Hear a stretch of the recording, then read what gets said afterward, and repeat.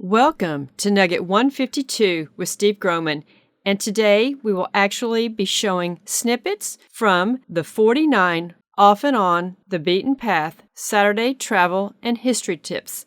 We have a lot of new subscribers and viewers on Facebook, and we would like to tell you about the first 49 Saturday Travel and History Tips, and here they are. This travel tip takes us to the Wichita Mountains Wildlife Refuge, located northwest of Lawton. Fort Sill at Lawton is the Army's principal artillery school and home to the U.S. Army's largest museum. We had the privilege of touring Fort Sill with a retired Master Sergeant. Buenos dias from the Rio Grande Valley of Texas, where the Rio Grande meets the Gulf of Mexico. The Federal Reserve Bank of Chicago is located at the corner of South LaSalle Street and Jackson. The Money Museum opens at 8:30. After passing through TSA-style security, we'll be visiting a few aquariums across the country. Many of us have had aquariums in the past, and those are the operative words, had and in the past. Aquariums are a lot of fun, but they're a lot of work. I presume that's why we all enjoy going to aquariums. There are ghost towns in Arizona, Nevada, Utah, California. We don't eat out a lot, but what we do is save money. Around once a quarter, Steve surprises me and takes me to a special fine dining 5-star type restaurant. You know, the ones with cloth napkins and white tablecloths. It's really exciting and very sweet. Welcome to the Bureau of Engraving and Printing's Tour and Visitor Center. We hopped on the electric tram on the windy, beautiful sunny day and went over to the huge facility. Today we're going to talk about birthplaces of a couple of famous people. An automaker, an aviator, an outlaw, a famous baby, a movie star, and a couple of presidents. Everybody loves Jelly Bellies. Gustav Golitz, at the age of 24, opened his candy factory in Belleville, Illinois. Next stop is Cerritos Candy Company in Glendale, Arizona. We actually purchased some of the chocolate-covered jalapenos. They were awesome. Next stop was Ethel M's Chocolates on the day that we visited the Henderson location. They were wrapping these amazing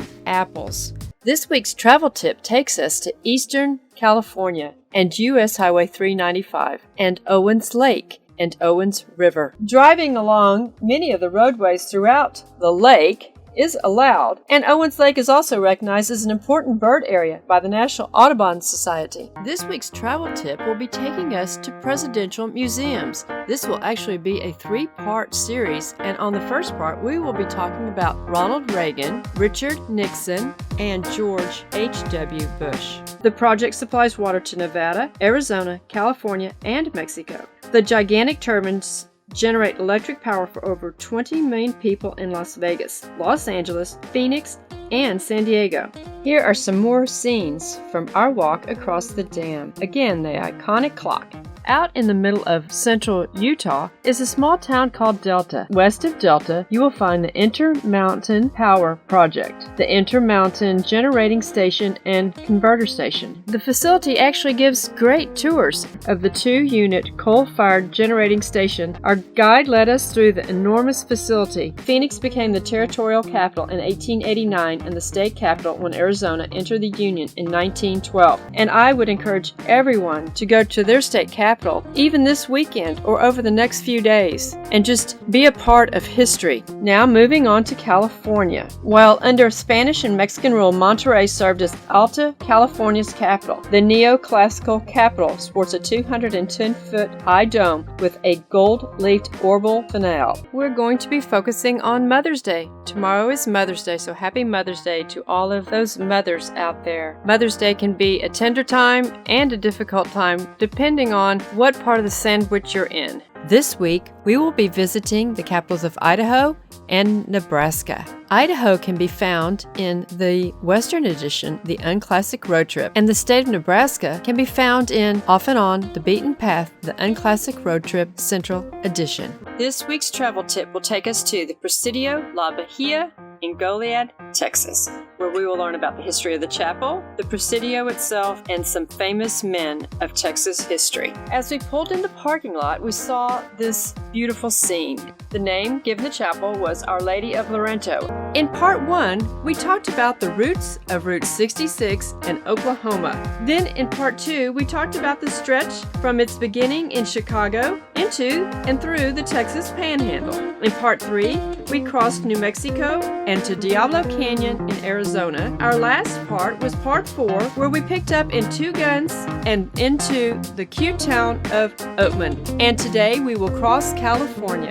to the end of Route 66. Tradition teaches that Betsy Ross sewed the first United States flag with 13 stars and stripes there. Welcome to Pennsylvania, where a nation was born, and to Gettysburg, where a nation was saved. I hope that you will do something special on Flag Day tomorrow. Today we will be driving along U.S. Highway 90 in southwest Texas, west of Del Rio. After crossing the Pecos River, you will come to Langtree, an old ghost town, where we stopped at the Judge Roy Bean Visitor Center. Continuing on the road a couple hundred miles, we landed in Marfa, which is famous for the Marfa lights. And all the ladies, except for me, I guess, knows what Prada is. On July 4, Congress officially adopted the Declaration of Independence, and as a result, the date is celebrated as Independence Day. The unanimous declaration of the 13 United States of America. When in the course of human events, it becomes necessary for one people to dissolve the political bands which have connected them with another, and to assume among the powers of the earth the separate and equal station to which the laws of nature and of nature's God entitles them, a decent respect to the opinions of mankind require they should declare the causes which impel them to the separation. We hold these truths to be self-evident, that all men are created equal, that they are endowed by their Creator with certain unalienable rights, that among these are life, liberty, and the pursuit of happiness, that to secure these rights, governments are instituted among men, deriving their just powers from the consent of the governed. All patriotic Americans should visit the compelling Mount Rushmore National Memorial.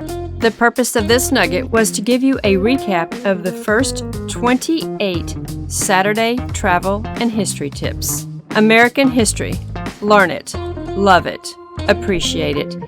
And in Nugget 153, we will continue on with a recap of the Saturday travel and history tips. Thank you.